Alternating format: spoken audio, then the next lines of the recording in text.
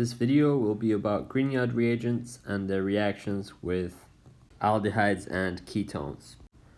At the end of the last video, we asked what other carbon nucleophiles can we form, and we got to start thinking about what makes a carbon nucleophile. Well, usually you need a carbon with a negative charge, and to make that you usually need a carbon bonded to something that is less electronegative than carbon itself. This is a bit of an issue because carbon is not in fact that electronegative. So we most likely have to look at metals, which are very much not electronegative, and therefore anything attached to metal will be more electronegative than the metal itself. And hence we got to look at organometallic chemistry, which is metals involved with organic compounds. Long story short, organometallic compounds provide nucleophilic carbons. So just as an example and a reminder of what we're looking at, if we look at bromobenzene, you will remember that bromine is more electronegative than carbon, so we have obviously electrophilic carbon, which is going to be a poor nucleophile. Whilst if we had a metal bonded to the aromatic ring, I'm going to label it M for metal, the metal is going to be positive, making the carbon negative. So the question becomes, how do we form a carbon-metal bond? We know that metals like to form ionic bonds, carbon likes to form covalent bonds, and therefore that could theoretically be an issue.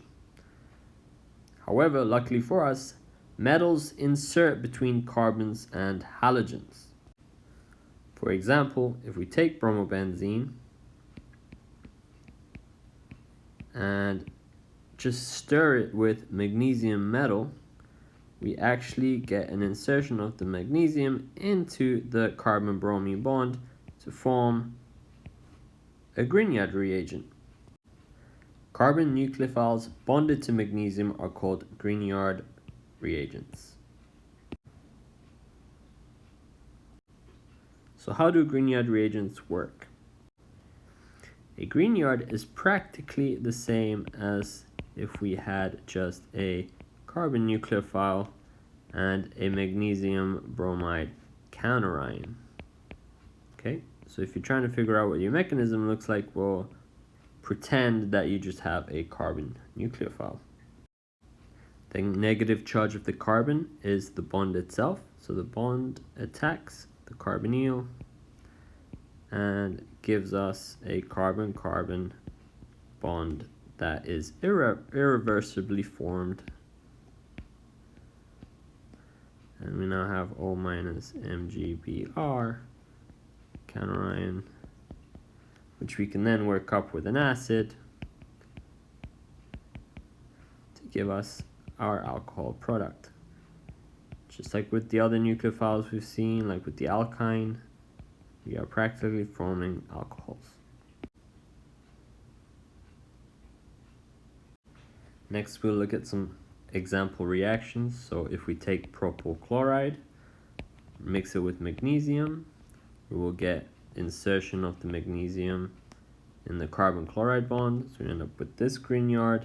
If we were to then react it with acetone,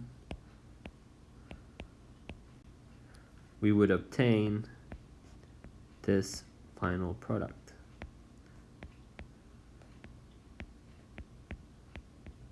which we would then of course have to protonate to make the alcohol.